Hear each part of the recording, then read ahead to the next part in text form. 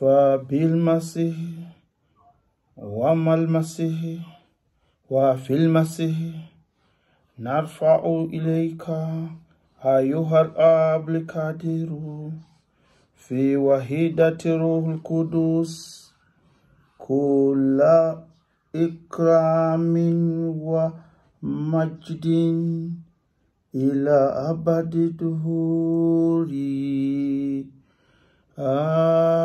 Amin.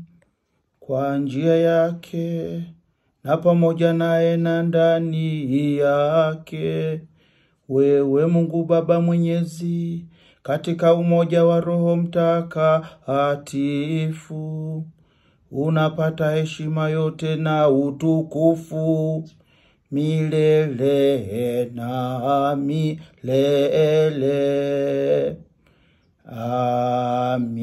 Amina.